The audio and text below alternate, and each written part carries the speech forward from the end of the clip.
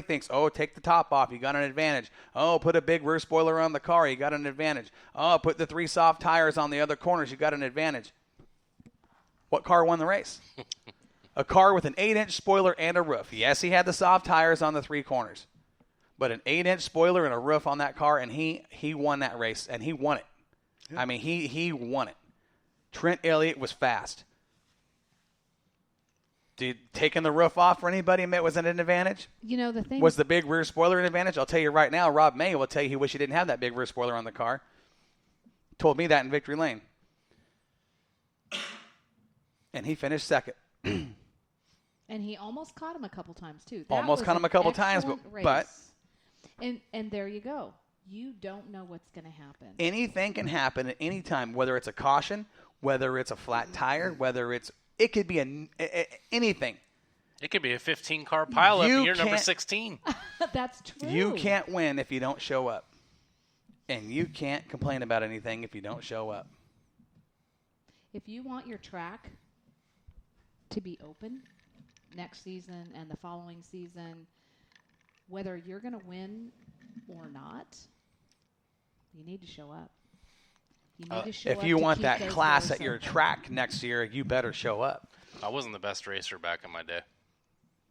I could say that, but you were there. I was there. You were there. And I was there to put on a show for the fans, and I was there to help support the track. That's what it was all about. It was a sport. It's a sport. You know, you do it for fun. Some people do it for competition. But I showed up as often as I could. Do you know how cool it is to race against those guys that Greg showed Arnold, up? great statement. Oh, my gosh. Joey Tanner was there. Bobby Hogue was there in Koffl's car. Trent Elliott. I mean, when you race against Justin Duty, Rob Maya. Those type of guys. Hunziker was there. You're going to make yourself better. You're going to learn a lot. See these guys go back to the East Coast. They race. I had a conversation with Rob Maya, as a matter of fact, right after the Very race. interesting what he said, too. And this goes back to exactly what we're talking about. And that's why I'm because he asked, where's all these local guys? Because Rob Maya said to me, yeah, Corey's got to I didn't forget. I silence his phone. But so in Victory Lane, Rob Maya said to me, you know what? He says, I go back east and I get my, you know what, handed to me on a regular basis. Verbatim. Says, yep, that's exactly what he told me. He said, and I come back here and I bring everything with me that I learned. So, of course, my point is run with these guys. Up your game. You're going to learn a lot by running with these awesome drivers that just showed up to your track. But guess what? You missed out because you run with the same guys all the time. What are you going to learn? Nothing. You're going to learn how to beat those guys. Yep. Right. That'd be like us just racing on this track we just built out here. Mm-hmm. And if somebody else shows up that's better than us, I don't care how good they are. I'm going to run against them. I know I'll lose, but I'm going to give it a try. You never know when you might make a mistake. That might be the one try. I might get to laugh at him one time in my life. That's right. Yeah, there you go. See? You know, that's what you look for. So everybody makes a mistake on the track. Greg Arnold says just because you can doesn't mean you should. Absolutely. Just because you can stay home doesn't mean you should. And they're good guys. I mean, I'm not saying they're bad people or what they did. But you can't complain about something and then have what you complain about happen for the good and then not support it. That's a double standard, and your credibility is shot. Yeah. I told you the story that night on the drive home about one of the races. It was a run what you brung race, open comp. Mm-hmm. And I had a four-cylinder car. And I thought, I'm going to show up because I knew I turned fast times in that car, and I may be in the C or the D main. But you know what? I'll be in the show. Yeah. That's what I was thinking. Unfortunately, it worked out that way because enough of us showed up that Mike McCann back in the day had, opened up a class for us just to run out there. And I had made some adjustments to my car, did some things that were completely outside the rules that I'd normally ran to make my car faster, and I was so excited to try it. But, he made a class because there was over 6 cars that showed up for this event. But my thing was I knew I had no chance against these guys, but I showed up anyways. I wanted to play. Yeah. I wanted to be there. Well, I just was thinking about tracks that close on the daily, And, what we do as far as our group of people is bring fans and bring drivers to tracks. That's what we do. It's sad to see that people would actually sit home. It is. We work really our, is. We work our tails off to do what we do and to make places successful. Well, and the fact that Mike McCann worked his tail off to put together a show like that and to have people not show just because it's disappointing. It's disappointing. Zach Nelson making his, he's getting into the modifieds, and he says, even racing the sport mod, I'm excited because there's so much talent in this class. I'm so excited because I learn so much from all those guys every time. Yes. That right there says everything that we're talking about right now. I don't care. I don't care if I'm a late model guy that's got, I've got a, 2019. Let's say I've got a 2015 Rocket and I've got a 406 under the hood and fairly decent equipment, but maybe a little older. And Scott Bloomquist, I hear Scott Bloomquist is coming to make a run for the money. I'll guarantee you I'm showing up. Oh, it'd be an honor to race against Scott Bloomquist. You know what? That would be fun. When you're talking about the best of the best, and even if it's the best of the best in your area, like the guys we mentioned, Mark Woggy, Joey Tanner, Justin Duty, Rob Maya, Trent Elliott, Tomas Hunsker, you've got all of these guys that showed up. And they towed a long way. To put on a show. Mm-hmm. And you don't support that? How do you expect to be supported? How do your sponsors look at that? That's you got to look at stuff like that. Wow. What if your sponsor shows up in the stands for the biggest race of the year, expecting to see the car he sponsors on the track to run with the best of the best and challenge for the money, and that car's not there? Do you expect to have that sponsor next year? I wouldn't. I'm going to say you're going to be the sponsor next year. Mm-hmm. You know what I mean? Yeah, I sponsor a car, and if he pulls something like this, I would just pull it. I'd just say, if you're not going to be at a race that pays $4,000. Brett Endicott. Yeah, Brett Endicott says what gets me is you hear if they would pay more cars would show up. $4,000 to win, there should have been at least 30 cars there.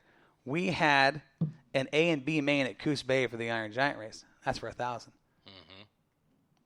And that's what we're saying. You talk about you want more money, you want more cars, you want talent. There it is.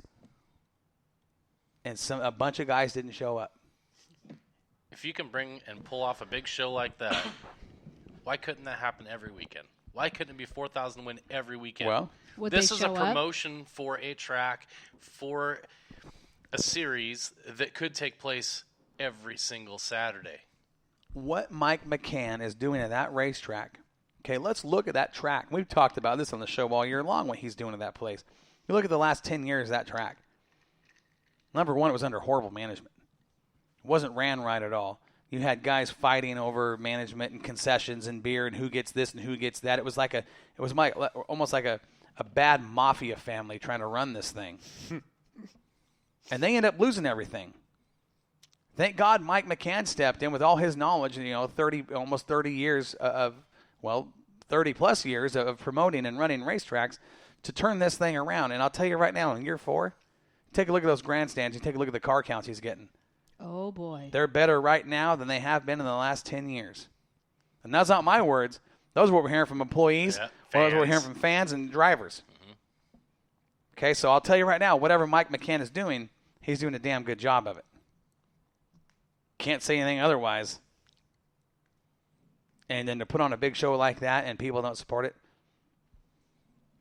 that's disappointing. Very. Well, and let's go back to one of this statement here. Look at this. Alex Cage says, here's a question people should ask after the Cottonwood Classic. How many late models will show up to the Bud Nationals knowing how much money is on the line? Well, that's something that's being worked on. That's all I'm saying about that, okay? But I see what he's saying. I get it. 4 years ago? No, hold on. 6, 7 years ago. Budweiser Nationals. $5,000 to win. How many late models do we have? 44 late models.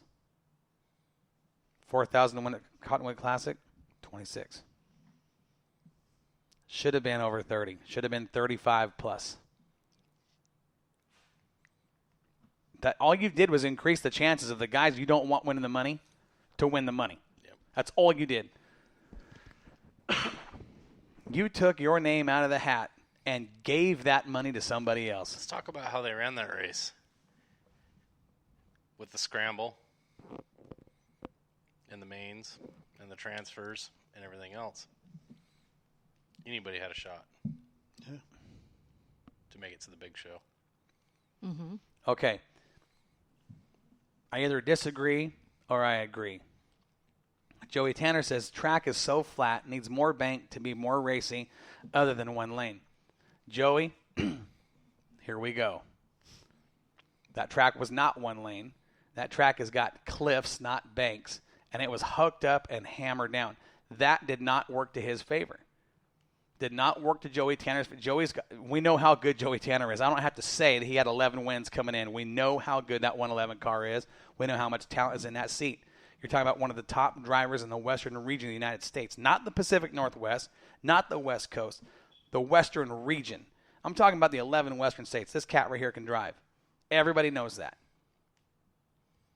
But when you show up at a track, and like I told these guys, hey, you better be prepared. Mike McCann does some tricky things that you don't know what kind of racetrack you're going to get. Unfortunately for Joey Tanner, it was a hooked up, locked down racetrack. No top and 12-inch spoiler. CT 525. That went against the CT 525. If you've got an open motor like Maya, like Elliott, like the 46 car, now you're in the hunt. Okay, not that if Joey finished fourth, was running third on the last lap. Okay, the motor just didn't have what it needed to get by those open motors on that type of race. It was a track that, and we know this. What was a track that benefited? We talked about on the way home. Yep. That benefited the bigger motors. After the feature, I walked down to do Victory Lane interviews, and that track was nothing but pure stickum. Yep. Hooked up. I mean, there was so much moisture in that track. It might have been one lane for the 111, given the fact that he had to use a certain line to get the car to work with the engine that he had. But there was other cars behind him that came from the back of the pack that used 3 and 4 different lines. I understand what he's saying, but you look at that track from the outside as a fan or as a crew chief watching what happened, and there was 3 to 4 lines in that racetrack all the way around. We watched 3 or 4 different drivers use all 3 of those lines. Yep. Okay? Track was competitive. Track was racy, but the track was locked down. And I think Joey might have known once he saw the heat races and then, hey, this isn't going to be to my favor. Drove his ass off. I mean, he had some guys around him that should have walked away from him, given what they were working with on that type of racetrack, and they didn't. He used 120% of that car. He absolutely did. Unfortunately, it wasn't a crate motor track. Now, you put Joey on a dry, slick track. He would have All day walked long. away with it. Well, he's going to be that guy. Now, he just became the guy you have to beat. Okay? He just became the guy because it's not about horsepower. Unfortunately, this was a horsepower racetrack. Doesn't matter how much talent's in the seat. That only goes so far when you're talking about those kind of track conditions. But going back to what Gary said, the format. Okay? I thought it was different. With no qualifying. At a big show, not to see qualifying, very odd for me. I can tell you this, that's the first time I've seen that. Okay? But what it did in the heat races, it forced guys to race. 4 heat races, top 3 locked in. If you weren't in that top 3, going to the B main, baby. And we saw some names in the B main that shocked us. Mm-hmm. Names that we didn't expect to see there because of what this format did. And there were guys that you thought, well, he's going to struggle, that raced their way into the main event through the heat races. I'll tell you one guy that in the heat races impressed the heck out of me was that 3D car of Miles Dubert.